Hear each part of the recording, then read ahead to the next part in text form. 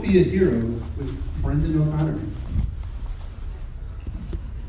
When companies start out, they take on huge challenges, right? Much bigger than the company is. Hopefully, they succeed, right? They are able to defeat the challenge, in which case they're heroes, and they sing songs of their great deeds. And here was once able to write an entire graph database from scratch in a weekend. Eventually, these companies want to take on larger things than anyone can do themselves, and they find their nice friends who carry them off to do larger things, right?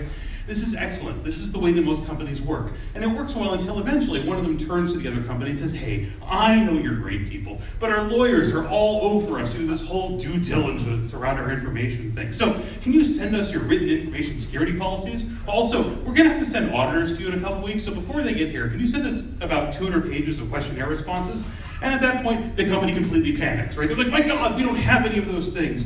We're a lean company, right? We only have the barest of essentials. We have a foosball table, we have coconut water, and we have vitamin water, and that's all we've got. So then they call me, and I say, it's okay, I got this. Here's a policy, and I know it looks scary, but please don't panic, because, oh my God, how can you say this? If I believe in this policy, then I have to do things, right? Like I have to fill out a form every time someone joins the corporation, or every time somebody leaves a corporation.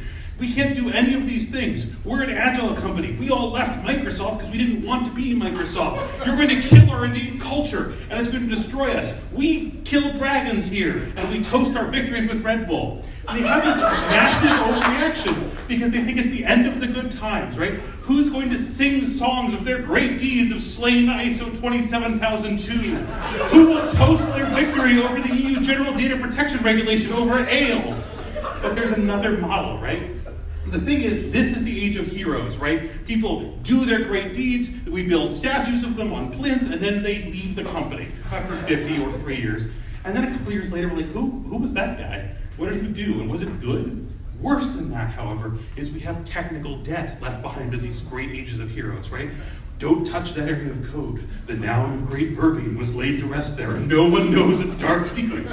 Technical debt and not knowing how you know things are the inevitable response to the age of heroes. But there's another model. Back when narwhals were as real as dragons, people came together to form larger things than just statues on plinths, right? They built things like cathedrals. And when you build a cathedral, you have a very different model than it's slaying a dragon.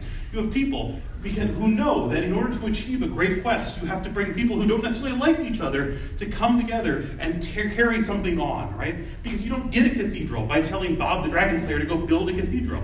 Bob the Dragon Slayer will build a cathedral like this, right? It's a pile of mud with some sticks on it. Not because Bob is a bad person, because this is an undertaking that can't be accomplished by one person. You need a team of people.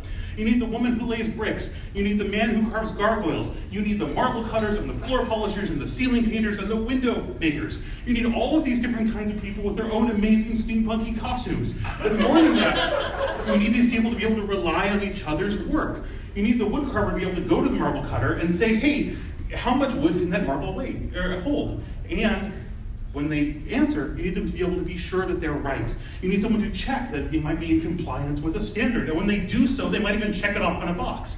Everything about a cathedral is in fact a compliance operation. You need visitors to the cathedral not to be crushed by the stone of SQL injection, smack, or the wobbly wall of, hey, it works on my system, so I'm pretty sure whatever the problem is, it's definitely an ops problem. Everything about a cathedral is in fact a compliance-driven operation, right? When important internal processes like prayers or candle refills are not handled because Reginald the Candle Slayer went out and slew you some candles.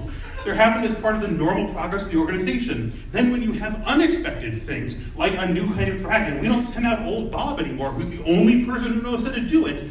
The organization has an institutional memory built around its compliance effort, and they can take this challenge on as a whole. That way, when Bob leaves, the organization doesn't just fall over. And the next time you get a compliance questionnaire, you're able to answer, I know all these things are true because we've done them in line with our organizational compliance and our organizational values.